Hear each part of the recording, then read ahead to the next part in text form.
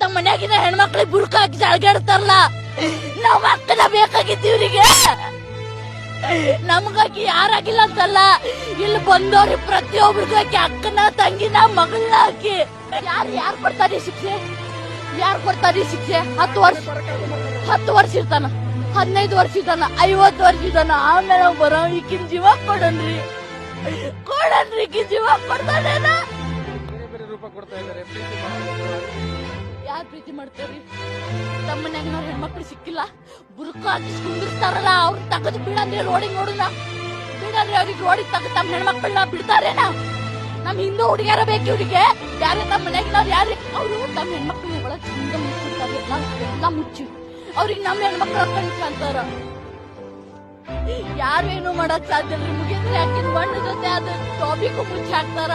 ತಮ್ಮ ಇಲೆಕ್ಷನ್ ಬಂತು, ತಮ್ದೇನೋ ಲಾಟ್ ಏನೇನೋ ಸುಡ್ಕಾಡಿ ಹೋಗ್ತಾರ. ಆಕಿಗಂತೂ ಜಸ್ಟಿಸ್ ಕೊಡೋದಿಲ್ಲ, ಇದಂತೂ ಗೊತ್ತಾಯ್ಕೊಂಡಿಲ್ಲ.